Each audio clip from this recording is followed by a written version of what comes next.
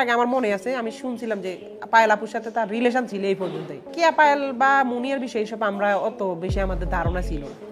আমি এমনি মানে অনেক আগে আমার মনে আছে আমি শুনছিলাম যে পায়েল আপুর সাথে তার রিলেশন ছিল এই পর্যন্ত। আফ্রিদি ভাই আছে তো আমি যা এক মিনিট কি আফ্রিদি কি ভাই ভাই তো বলতে মানা করছো। আচ্ছা ভাইয়া আমার বলে ফেলি তাহলে আমাকে দুইবার ভাইয়া ডাকলে আরেক ভাবে ডাকতো ভাইয়া হয়তো আফ্রিদি ডাকবো না ভাইয়া।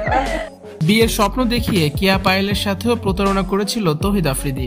এবার কেঁচো খুঁড়তে বেরিয়ে এলো সাপ। মানে দেখতে মানে ছেলেটা খুব সুইট কিউট বাচ্চা বাচ্চা লাগে না? বাচ্চা বাচ্চা একদম। কিয়া পায়েল ও আফ্রিদির সম্পর্ক নিয়ে বিস্ফোরক মন্তব্য করেছেন আফ্রিদির ছোট ভাই রাহি। কিয়া পায়েলের সাথে মাখো মাখো সম্পর্ক ছিল ইউটিউবার তৌহিদ আফ্রিদির।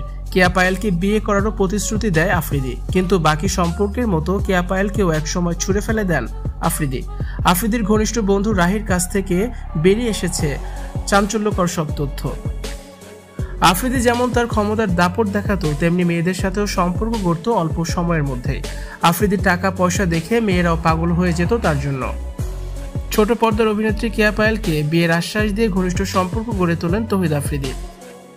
5 বছর আগে আফ্রিদির কিয়া পায়েলের সঙ্গে মাত্রাতিরিক্ত ঘনিষ্ঠতা ছিল, যা মিডিয়া পাড়ার সবাই জানত। আফ্রিদির সে ভালোবাসা আজও ভুলতে পারেননি কিয়া পায়েল।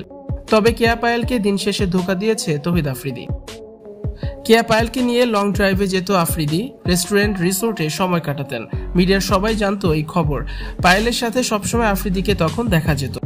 রাহি বলেন, কিয়া পায়েলের সাথে আফ্রিদির সম্পর্ক আমরা সবাই জানতাম, বিয়ে হবে এমনও কথা শুনেছি।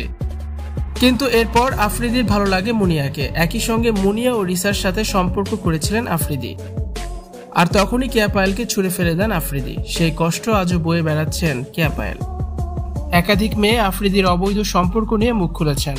গুম খুনের ভয় দেখাতো তৌহিদ আফ্রিদি, প্রয়োজন ফুরিয়ে গেলে নানাভাবে ভয় দেখাতো তাদের। ভিউয়ার্স, এই বিষয়টি নিয়ে আপনাদের কি মতামত কমেন্টস করে অবশ্যই জানানোর, ভিডিওটি শেয়ার করার অনুরোধ রইল। ভিডিওটি দেখার জন্য ধন্যবাদ।